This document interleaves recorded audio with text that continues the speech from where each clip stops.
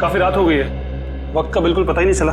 हाँ, एक काम करो, तुम निकलो, मैं भी बस थोड़ी देर में निकल जाऊंगी। कहो तो मैं तुम्हें घर छोड़ देता हूँ। अरे नहीं नहीं, थैंक यू सो मच, बस थोड़ा सा काम बाकी है, तुम निकलो। Okay, bye. बाय।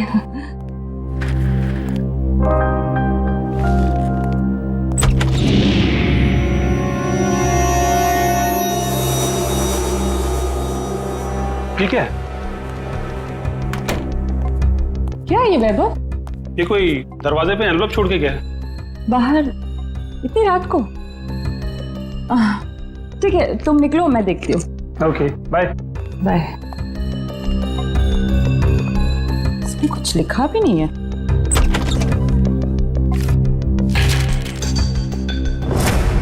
एक नजराना सालुंखे के लिए।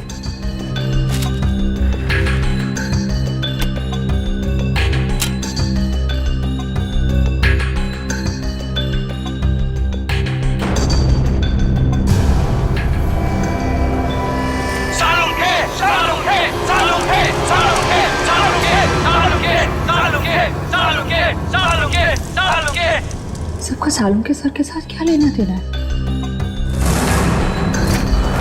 तो दोस्तों, जिस घड़ी का आपको इंतजार था वो घड़ी अब आ गई। अब दिल थाम कर बैठिए, कुछ ही पल में आप ये दुर्लभ मम्मी देख पाएंगे। ये मम्मी हमें बड़ी मुश्किल से मिली है, इसे हमने इजिप्ट से मंगाया है और ये हमारे म्यूजियम के लिए बड़े गर्व की बात है। ये दुर्लभ मम्मी सिर्फ और सिर्फ यहाँ है और इस दुर्लभ मम्मी को यहां तक पहुंचाने का सारा श्रेय जाता है मिस्टर हबीब को, जिन्होंने इस 2000 साल पुरानी मम्मी को हमारे म्यूजियम तक पहुंचाया है।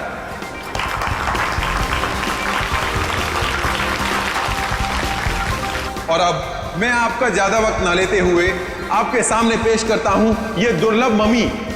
लेडीज एंड जेंटलमैन, आपके सामने पेश है कायरो की शान, तलातत है इस मम्मी का नाम।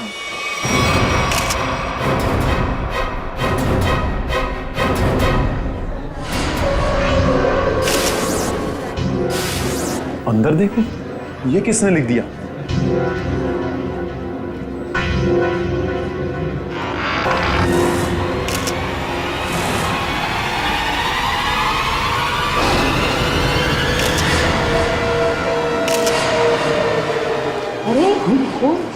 ये क्या है? लाफा माता ये ले आशरे आशरे। रीढ़ की हड्डी के साथ सिर्फ ये खोपड़ी जुड़ी हुई है, कंकाल का बाकी का हिस्सा तो गायब है। सर, कोई ऐसा क्यों करेगा? कहीं ऐसा तो नहीं कि वो हम सबको कुछ बताना चाहता है? हो सकता है, इसलिए इस मम्मी के एग्जीबिशन से पहले उसने इस हड्डियों के ढांचे को यहाँ पे लाके रख दिया। पर सर, इतनी कड़ी सुरक्षा होने के बावजूद खूनी ने ये सब किया कैसे होगा? हाँ श्रेया, ये बात तो है और इसका जवाब यही मिलेगा। पंकज, ये ब्लड सैंपल्स उठा लो। माहता तकलीफी फकलीचा। आप चिंता मत कीजिए, ये सब सीआईडी के ऑफिसर्स हैं, ये सब पता लगा लेंगे। क्या मुसीबत है यार ये। मिस्टर विजय सर, इस मम्मी को कपड़ा ढकने से पहले आखिरी बार कब चेक किया था इसे? सर कल रात करीब 10 बजे, तब तक सब कुछ ठीक ठाक था। मतलब 10 बजे के बाद कोई अंदर घुसा और उसने ये सब किया? सर, इस हॉल में 3 कैमरा लगे, जिसने भी ये सब किया है वो इन कैमरों में जरूर कैप्चर हुआ होगा। मिस्टर विजय, इन तीनों कैमरेज की फुटेज चाहिए हमें। ठीक है sir. Varun sir, CCTV footage देखने का इंतजाम करो। ओके। आप चिंता मत कीजिए, आपकी मम्मी को कुछ नहीं होगा और अब ये हमारी जिम्मेदारी है। और वैसे भी अब सीआईडी वाले आ चुके हैं, वो सब संभाल लेंगे। कितना टाइम लगेगा? और सर वो आ गया। सर, फुटेज तैयार है। सबको दिखाओ।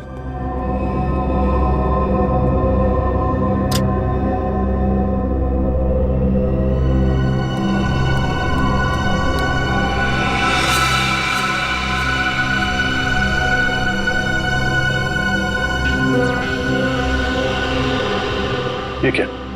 ये फुटेज ब्लैंक क्यों हो गया? जरा फिर से प्ले करो उसे। इसमें तो कुछ भी नहीं है। हाँ कभी, मगर ये फुटेज ब्लैंक कैसे हो सकता है? जरा दूसरे कैमरे का फुटेज दिखा।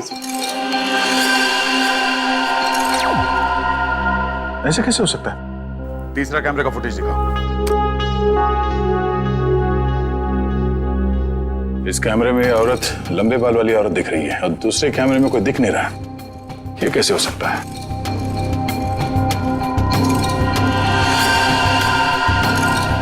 एक कैमरे में दिखी और दूसरे में गायब। कैसे हो सकता है?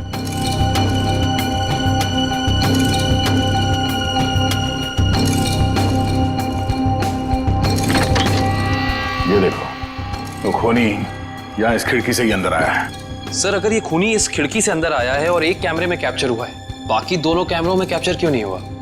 वो इसलिए काबिन, क्योंकि शायद ये खिड़की कैमरा के रेंज से बाहर है।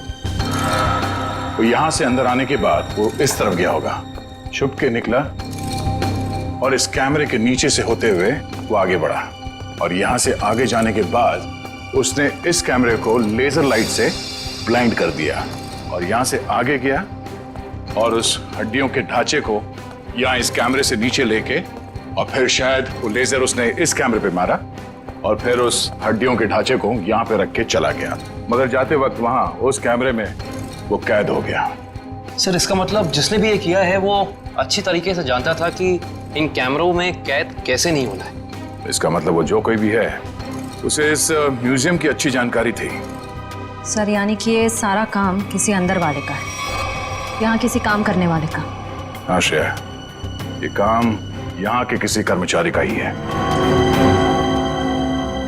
सर वो खिड़की देखने में काफी छोटी लगती है, मतलब जो भी अंदर आया है वो ज्यादा कद का नहीं होगा, 5 फीट के आसपास। और सर वो आदमी बहुत पतला दुबला होगा। आदमी क्यों, वो कोई औरत भी हो सकती है। उस फुटेज में उसके काफी लंबे बाल थे। नहीं सर, ये दोनों ऐसा काम नहीं कर सकती। ये तो हमारे यहाँ काफी सालों से काम कर रही हैं। तो फिर कौन कर सकता है? एक मिनट, जरा वो फुटेज दिखाना जहां पे वो औरत दिखी थी फ्रेम में। पॉज करो सर, अब जरा जूम करना। इस औरत के तो साइड लॉक्स है। सर ये लड़कियों का कोई नया फैशन है? नहीं पंकज, ये कोई औरत नहीं है। औरत के भेस में कोई आदमी घूम रहा है। औरत के भेस में आदमी? मिस्टर विजय सर, आपके स्टाफ में कोई ऐसा है जो इस वक्त यहाँ पे मौजूद नहीं है? हाँ सर, एक कर्मचारी था जो टूर गाइड का काम करता था। हाँ मतलब अभी कहाँ है? सर वो 2 हफ्ते पहले म्यूजियम का कुछ सामान चुराते हुए रंगे हाथों पकड़ा गया। अनिल नाम था उसका। हाँ सर, अनिल की कद काठी ऐसी है कि वो इस खिड़की से आ जा सकता है। और एक म्यूजियम को एक टूर गाइड से बेहतर कौन जान सकता है। इस अनिल से मिलते हैं। बड़ी अजीब बात।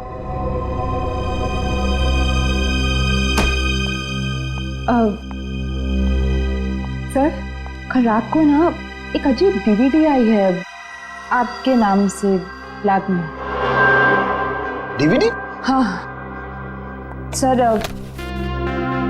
ये देखिए सर। एक नजराना सालुखे के लिए। सर इसमें ना एक जलती हुई गाड़ी दिखाई है, कुछ लोग अपना मुंह छुपाए खड़े हैं और वही लोग आपके नाम के नारे लगा रहे हैं सर। तारिका, ये सब उलझाने का वाला मामला है, कोई हमें भटकाना चाहता अपने काम से। रखो ये डीवीडी वहां पर रखो, काम पे ध्यान दो। कम ऑन, देखो इस डीवीडी को उधर और इधर आओ।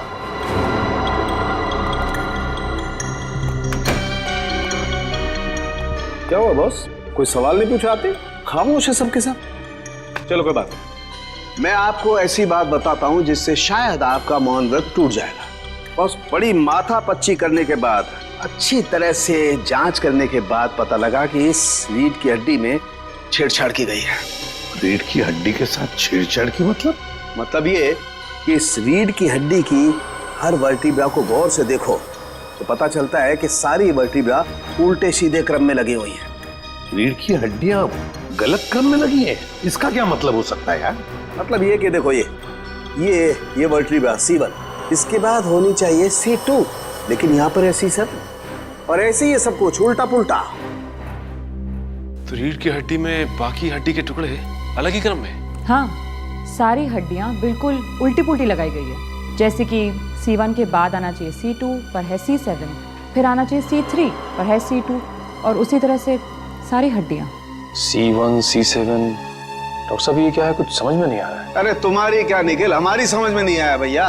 बहुत खोपड़ी लगाई तब पता चला है किसी ने बड़ी होशियारी से, बड़ी सावधानी से ये हर वर्टिब्रा को उल्टा सीधा क्रम में लगाया है।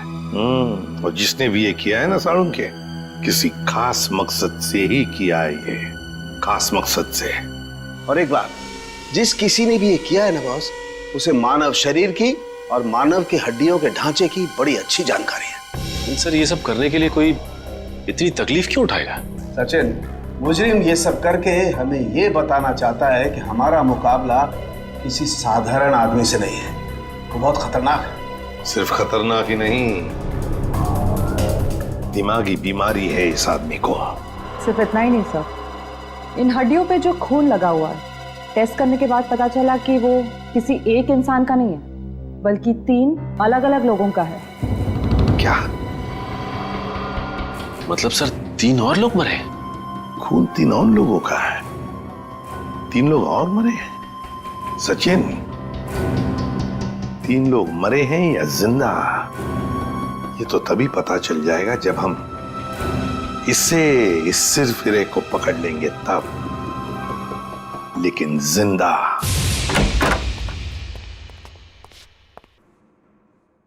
ऐसा लगता है कमरे में कोई भी नहीं है। चाल मारो, देखो क्या मिलता है।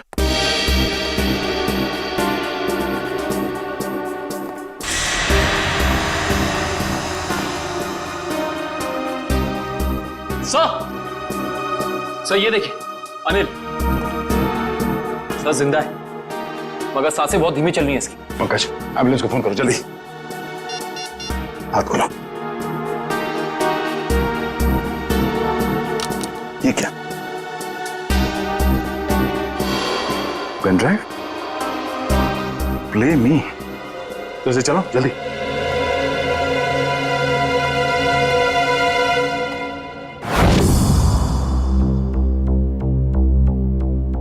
सालुंखे, मैं जानता हूं कि मेरा यह संदेशा तुम तक जरूर पहुंचेगा। मैंने सुना है कि तुम दुनिया के एक प्रसिद्ध फॉरेंसिक विशेषज्ञ हो और मुश्किल से मुश्किल केस को चुटकी बजाते ही हल कर लेते हो। मैं ऐसा नहीं मानता। मेरी नजरों में तुम सिर्फ एक आम इंसान हो और अब मैं आ गया हूं और बहुत जल्द दुनिया के सामने तुम्हारी असलियत ला कर रख दूंगा। सालुंखे, मैंने 3 आदमियों को बंदी बनाकर रखा है। अब उनकी जिंदगी तुम्हारे हाथों में है। तुम चाहो तो उन्हें बचा सकते हो। तुम्हारे पास जो रीढ़ की हड्डी है उसके जरिए उन तक पहुंच सकते हो, लेकिन तुम्हारे पास सिर्फ और सिर्फ 6 घंटे हैं। तो दिखाओ अपनी काबिलियत, और अगर तुम उन 3 लोगों को नहीं बचा सके तो उनकी मौत की जिम्मेदार होगे तुम, और तुम्हारा समय शुरू होता है अब।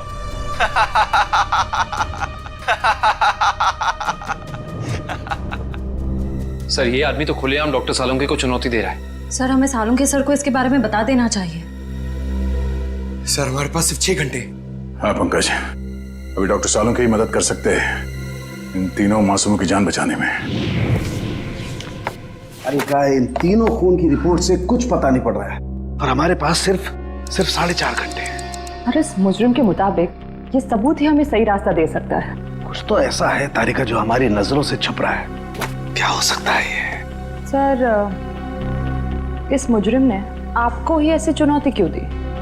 मेरे कहने का मतलब है कि कहीं आपके अतीत में कभी ऐसा कुछ तो नहीं हुआ, कोई हादसा वगैरह जिससे आपको अभी भी अफसोस हो? तारिका, ये मुजरिम दिमागी तौर पर पागल है, हमें भटकाना चाहता, बस दैट्स इट। और सर वो डीवीडी?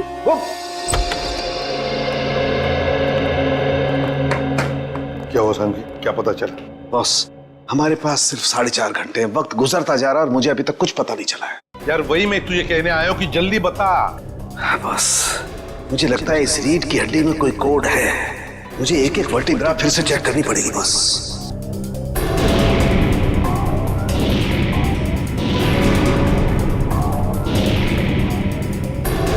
हाँ बस, इस वर्टिब्रा में कुछ गड़बड़ है। क्या गड़बड़ सर?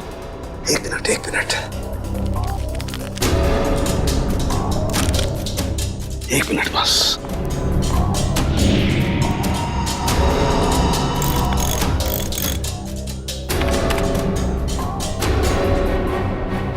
यस, हाँ बस, पकड़ में आ गया। बॉस, इस इंसान की ये वर्टिब्रा में, ये वर्टिब्रा इंसान की नहीं है। तो फिर किसकी है सारुण के? जानवर की है।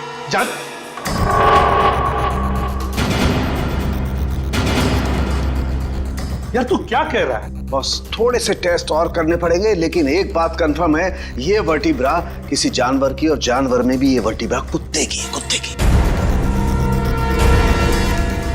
कुत्ते का वर्टिब्रा है? हाँ बस। इंसान की रीढ़ की हड्डी में कुत्ते की?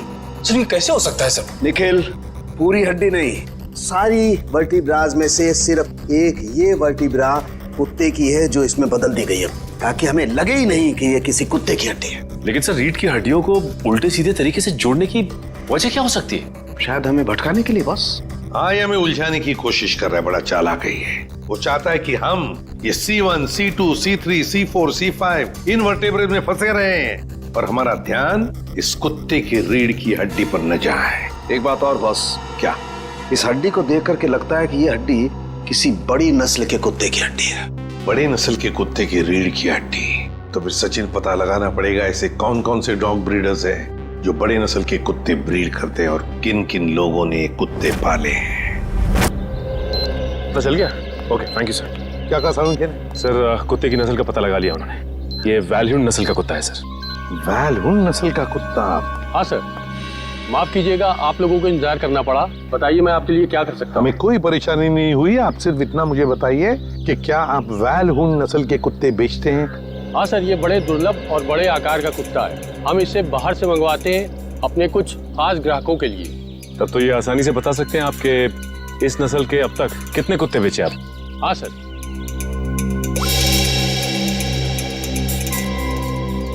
पिछले साल 2 कुत्ते बेचे, और इस साल 4 दिन पहले 1 कुत्ता बेचा, वैल्यून नस्ल का, पूरे शुद्ध। 4 दिन पहले? सचिन, इन कुत्तों के सारे डिटेल्स ले लो।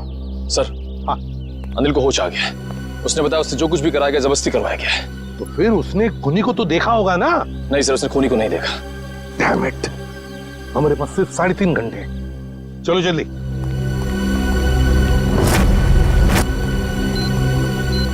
सर हमने 2 घर तो चेक कर लिए, उनके कुत्ते तो सही सलामत हैं। हाँ निखिल, अब इस घर का कुत्ता देखते हैं, शायद यहीं से कुछ पता चल जाएगा। जी, किससे मिलना है?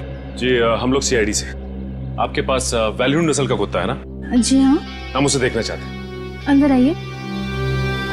रेक्स ने कुछ किया है क्या? अरे नहीं, आपके कुत्ते ने कुछ नहीं किया है, बस हम उसे देखना चाहते हैं। जरा बुलाइए ना आपके रेक्स को। सर वो क्या है कि हमारा नौकर उसको घुमाने के लिए लेकर गया है, बस अभी आता ही होगा। सर बैठिए ना प्लीज। नहीं, थैंक यू। सर इसका मतलब ये कुत्ता भी बिल्कुल ठीक ठाक है?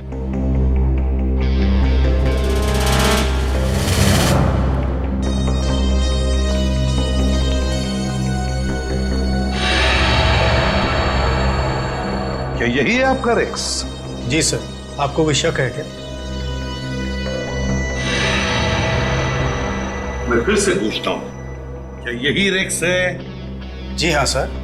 देखिए, हमारे पास जिस कुत्ते का फोटोग्राफ है उसके दाहिने आंख के ऊपर, मतलब यहां पर एक काला धब्बा है।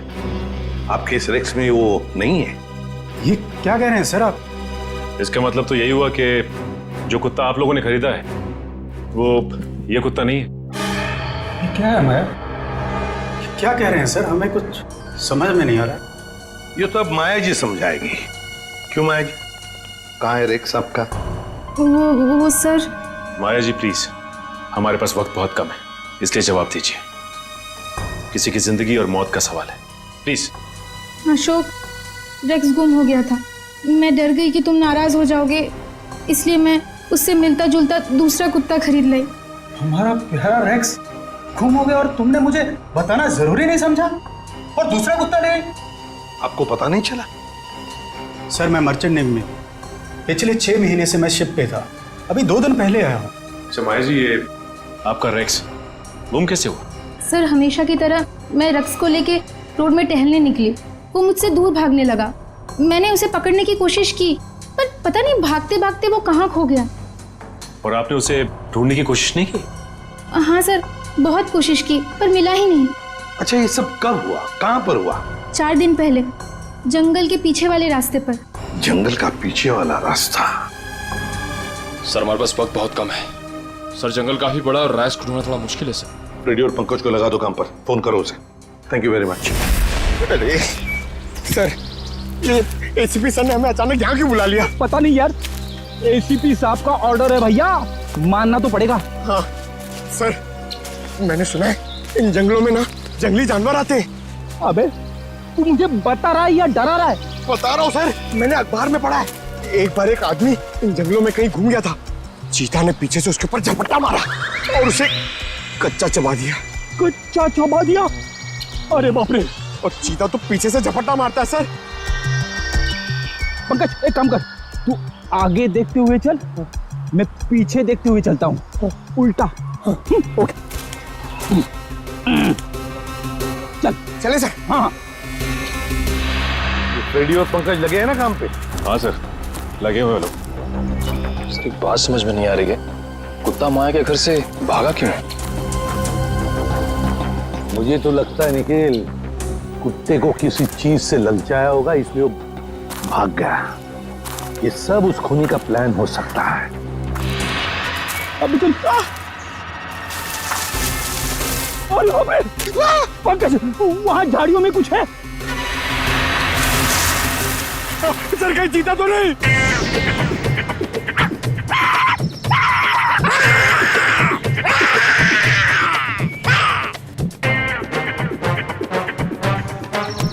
भाग गया सर, चीता भाग गया।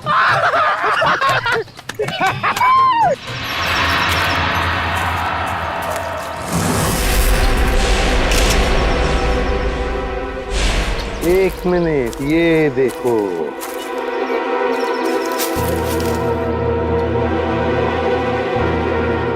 हड्डियां, जरूर इसी से ललचाया होगा कुत्ते को। शाबाश पंकज, शाबाश!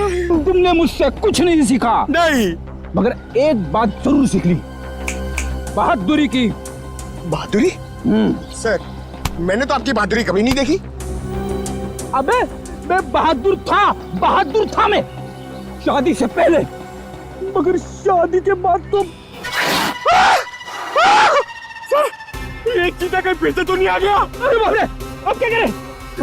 आपको पेड़ पे चढ़ना आता है? नहीं। पंकज, भाग भाग भाग भाग, भाग।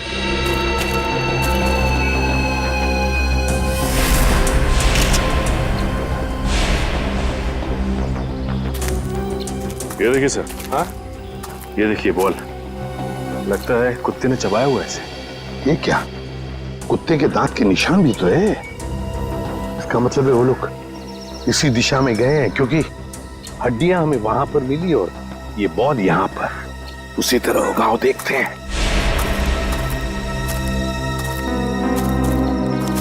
ये क्या, जंगल का रास्ता तो यहीं पर खत्म हो गया। क्या करें?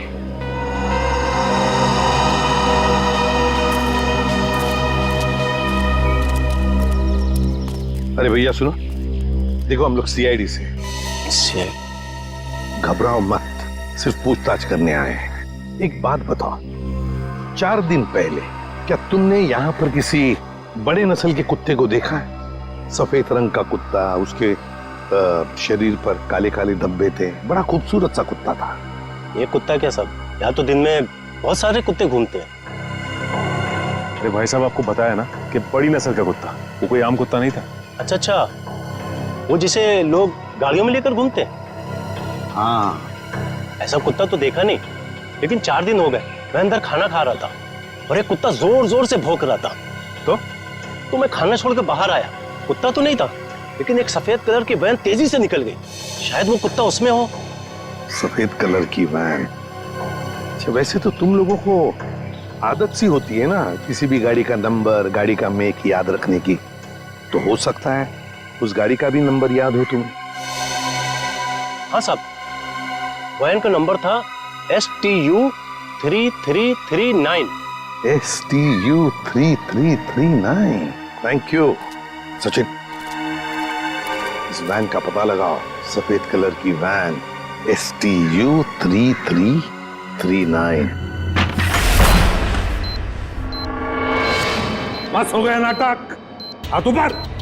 चुपचाप अपने आप को हमारे हवाले कर दो। हाथ ऊपर।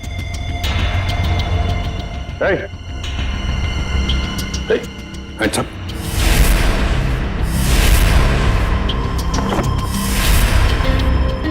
डमी सर, खूनी हमारे साथ अजीब खेल खेल रहा है। हाँ, समझ।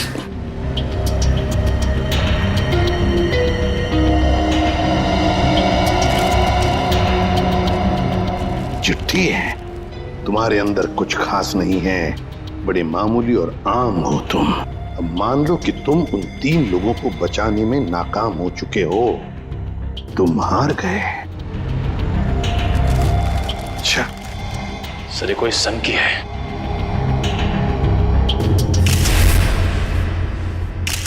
ये देखिए सर, इसके हाथ में ये फूल, लगता है कुछ बताना चाहता था हमको। हाँ, ये हमें कुछ बताना चाहता है, कुछ ऐसी चीज जो साळुंखे को भी दिख नहीं रही है। साळुंखे तो अब तक वहां पहुंचा ही नहीं। पता लगाना पड़ेगा है क्या ये सुराग जो अभी भी धुंधला सा है। या साळुंखे सिर्फ 40 मिनट बचे हैं। जो भी करना है जल्दी कर। हाँ बॉस, आई नो। ये रीढ़ की हड्डी की गुत्थी तो सुलझा ली, लेकिन उसके आगे कुछ समझ में नहीं आ रहा है। सर, जरूर हमारी नजरों से कुछ ना कुछ तो छूट रहा है। आई नो तारिका कुछ छूट रहा है, लेकिन क्या छूट रहा है वो तो समझ में आए। एक तारिका, ये स्कल पकड़ो जरा। तारिका, वो सब लो। सर, ये लीजिए सर।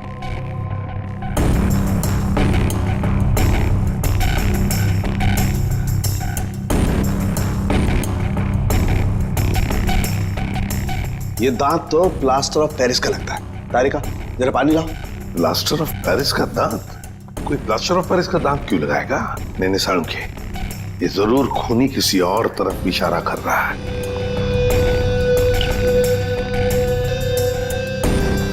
अच्छा साळुंखे साहब, ये आपके प्रोफेशन में ये प्लास्टर ऑफ पेरिस कहाँ इस्तेमाल होता है? सचिन, प्लास्टर ऑफ पेरिस अक्सर मेडिकल कॉलेजेस में कंकाल वगैरह बनाने के लिए, स्टडी के लिए इस्तेमाल करते हैं। Medical college, medical college. ये फूल बस, इस तरीके का फूल मेरे टाइम में मेरे कॉलेज में कुछ बदमाश छात्र अपनी पहचान के लिए छोड़ जाते थे। तो इसका एक ही मतलब हो सकता है साळुंखे कि खूनी तेरे मेडिकल कॉलेज की तरफ इशारा कर रहा है। हाँ, तेरे मेडिकल कॉलेज की तरफ, मेरे कॉलेज की तरफ। सर, मैं आपसे जिस डीवीडी के बारे में बात कर रही थी ना, उसके वीडियो में लोगों ने जो कपड़े पहने हैं उन पे भी ठीक ऐसे ही फूल का प्रिंट बना हुआ है।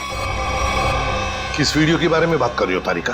तारिका, वो वीडियो ऑन करो। हाँ सर। लगाओ लगाओ, वीडियो लगाओ।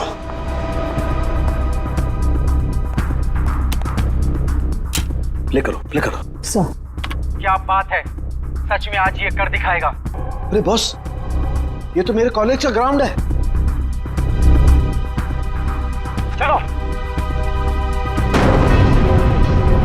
गाड़ी उड़ा दी गई है। साळुंखे, साळुंखे, साळुंखे, साळुंखे, साळुंखे, साळुंखे, साळुंखे, साळुंखे, साळुंखे, साळुंखे।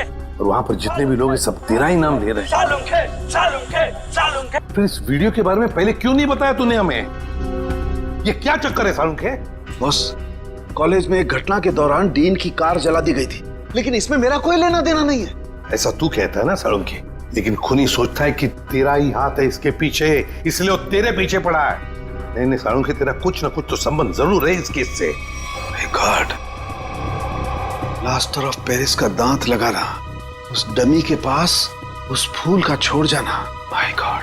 बॉस, बॉस, ये मुझे अपने कॉलेज की तरफ बुला रहा है। मतलब सर, इन तीनों विक्टिम्स को भी इसी कॉलेज में रखा गया होगा। हाँ, सिर्फ 30 मिनट बाकी है, तेरे मेडिकल कॉलेज में जाना होगा।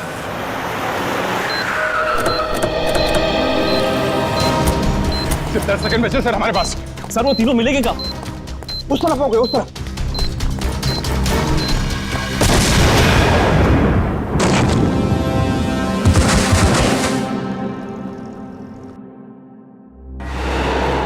अभिजीत, डॉक्टर साहब, अब ठीक है? मैं कैसे ठीक हो सकता हूँ? 3 बेगुनाह लोगों की जान ली, क्यों किया तुमने ऐसा? संभालिए अपने आप को डॉक्टर साहब। नहीं, मैं कैसे संभाल सकता हूँ? उसने 3 बेगुनाह लोगों की जान लिया। मैं उस खूंखार को अपने हाथों से मार करूंगा।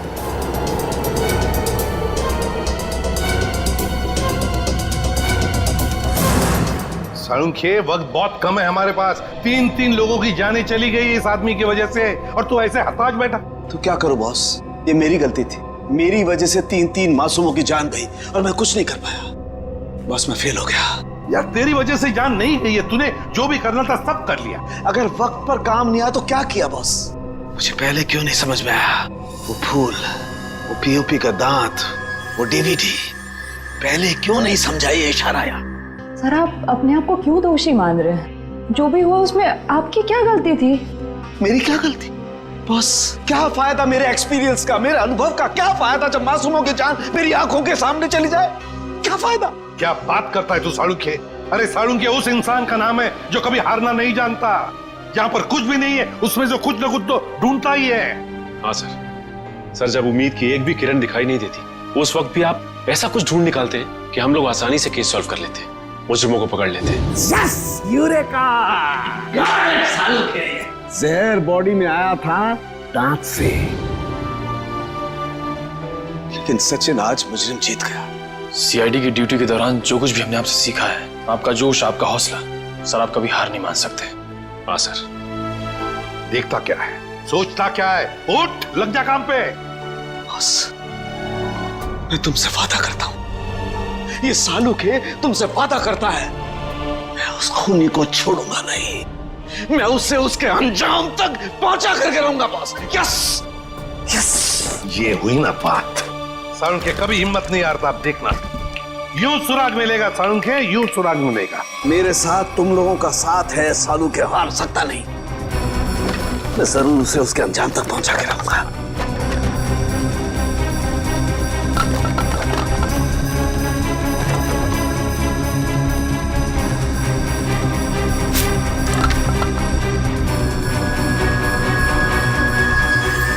बस, ये शायद किसी कार्डबोर्ड का टुकड़ा है जो अभी तक जला नहीं है।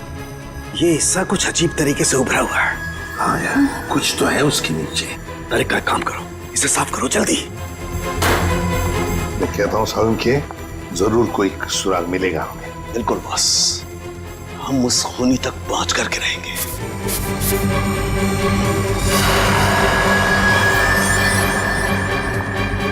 सर, से देखिए, यहाँ पे कुछ लिखा हुआ है। एवी क्या हो सकता है? सर, जीडी रोड पे एक कार्डबोर्ड बॉक्स की कंपनी है सर, जो पिछले 2 सालों से बंद है, और उस कंपनी का नाम है एवी एंटरप्राइजेस। तो इसका एक ही मतलब हो सकता है कि खूनी ने अपना ठिकाना बना दिया है उधर ही, एवी एंटरप्राइजेस में। काश अब वो जान पाता कि उसकी उल्टी गिनती शुरू हो गई है। सर, यही एवी एंटरप्राइजेस की फैक्ट्री।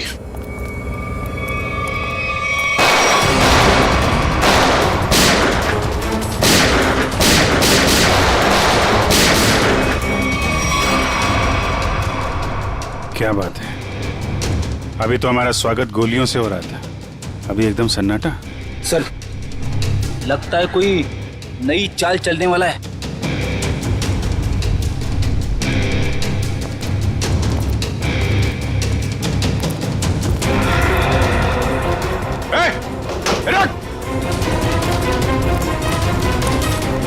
सर,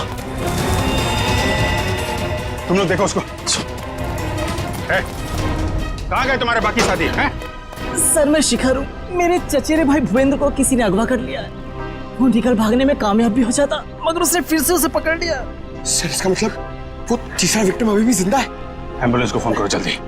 मेरे भाई भूपेंद्र ने मुझे मदद के लिए बुलाया था। हाँ। लेकिन मेरे आने से पहले उसने उसे फिर से पकड़ लिया।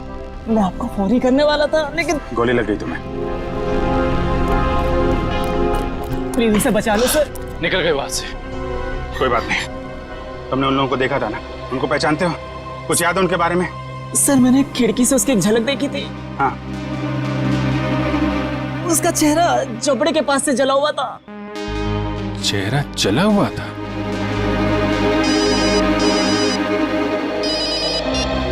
हेलो सीआईडी वालों, तुम लोग डाल तो मैं बात। तुम लोग मुझे कभी पकड़ नहीं सकते। भूपेंद्र की मौत इतनी भयानक होगी कि उसका जिम्मेदार सिर्फ और सिर्फ सीआईडी होगी। देखो तुम लोग, हेलो हेलो, कौन था सर? खूनी अब हमें चुनौती दे रहा है। सर पता नहीं वो लोग भूपेंद्र को कहाँ ले गए होंगे। ये मामला साळुंके साहब के अतीत और उनके कॉलेज के दिनों से जुड़ा हुआ है। तो हो सकता है ये जले चेहरे वाला आदमी उन्हीं में से कोई हो। उस समय के जितने भी स्टूडेंट थे सबके बारे में पता लगाना होगा। क्या 20 साल पहले सोया और 1 महीना पहले जग गया? Okay thank you. जवाब रेडी? सर 20 साल पहले साळुंके साहब के मेडिकल कॉलेज के डीन की कार जब उड़ाई गई तो उस धमाके में कुणाल नाम का एक छात्र घायल हो गया और कोमा में चला गया। वो जिस हॉस्पिटल में भर्ती था वहां से पता चला है कि वो अभी 1 महीना पहले कोमा से बाहर आ चुका है। बॉम्ब धमाके में घायल हुआ था और जो खूनी है उसका चेहरा भी जला हुआ है। मुझे लगता है ये कुणाली खूनी है, अब बदले की आग में जल रहा है। सर हॉस्पिटल वालों ने कुणाल का पता SMS किया। सर जरूर वो भूपेंद्र को वहीं लेकर गया होगा। ठीक है, उसके घर चलते हैं। क्या एड्रेस क्या?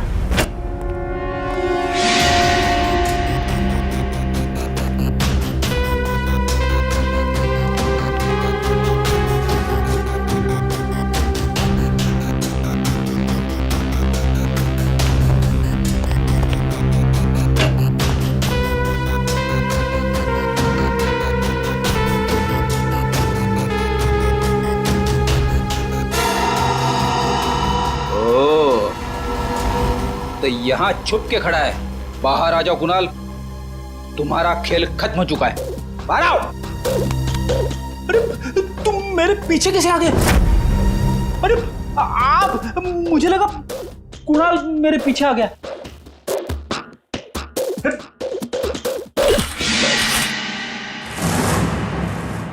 सिर्फ जूते हैं, वहां चेक करो। इस कुणाल ने तो जूते खिलवा दिए मुझे। सर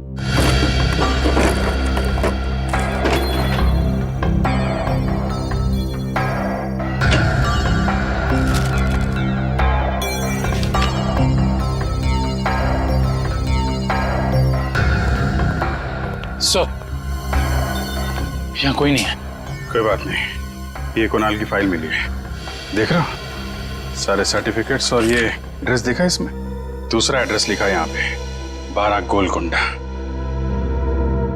कहीं भूपेंद्र को लेके यहाँ तो नहीं छुपा बैठा है?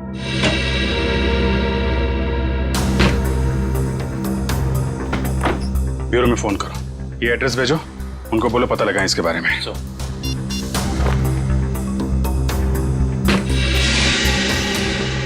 अरे सर जल्दी आइए।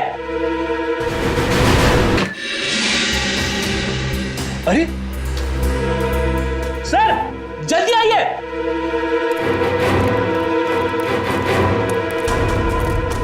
क्या वो फ्रेडी?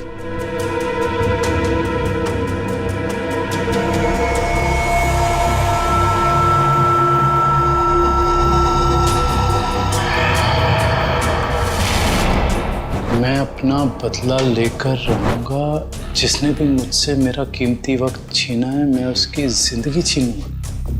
जो दर्द मुझे मिला है वो दर्द मैं बराबर लौटाऊंगा। मैं तुम लोगों पर ऐसा दाग लगाऊंगा जिससे सिर्फ तुम्हारी मौत ही मिटा सकेगी। मुझे किसी भी कीमत पर अपना बदला पूरा करना है। काफी तैयारी कर रखी है इसने बदला लेने की। सर ये फोटो देखिए सर। सर इसमें साळुंके सर की भी फोटो। और सर उन 3 विक्टिम्स की भी फोटोज हैं। ये फोटो तो अभी हाल के ही लग रहे हैं। बिल्कुल सर, ये सारी फोटोज इस केस की जांच के दौरान ली गई हैं। ये तो माया के घर का फोटो है। ये कुणाल हम पे जासूसी कर रहा है क्या? जासूसों के ऊपर जासूसी? जहां जहां हम जा रहे हैं हमारा पीछा कर रहा है। इस बार आएगा, वापस नहीं जाएगा।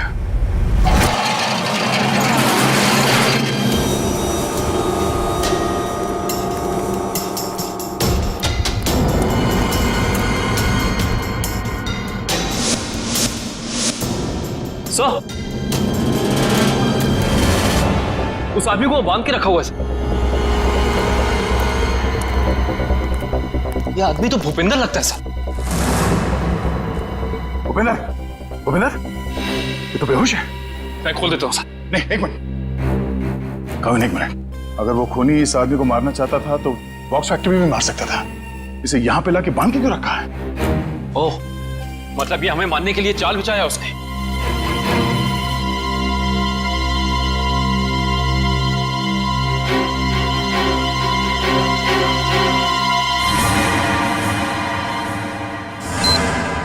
ओह नो, मौत का जाल यहां बिछा के रखा। खोलो इसे जल्दी।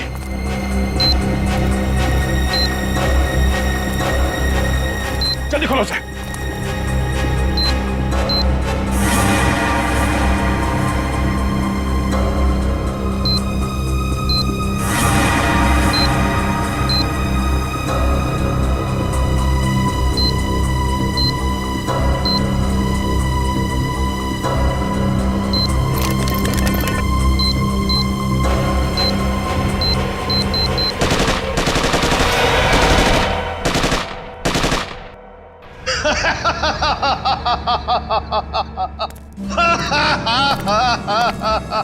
मुझसे बेहतर कोई भी नहीं हो सकता, कोई भी नहीं। मैं कुणाल, मैं कुछ भी कर सकता हूं, कुछ भी। मैंने सीआईडी वालों को सुला दिया, मौत की नींद सुला दिया। अब दुनिया में इसके बाद कोई भी अमन और शांति का जिम्मा अपने कंधे पर नहीं उठाएगा। अभी एक को सबक सिखाना बाकी है। सालुंखे, अब तुम्हारी बारी है, तुम्हारी बारी है। अब तेरी बारी है कुणाल। तुम लोग जिंदा कैसे हो सकते हो? तेरे जैसी बीमारी सीआईडी का कुछ नहीं बिगाड़ सकती। सीआईडी मरती नहीं, मारती है तुम जैसे गुनहगारों को। क्या कह रहा था तू? डॉक्टर सालुंके को सबक सिखाएगा? हाँ, चल तुझे डॉक्टर सालुंके के पास पहुंचाते हैं।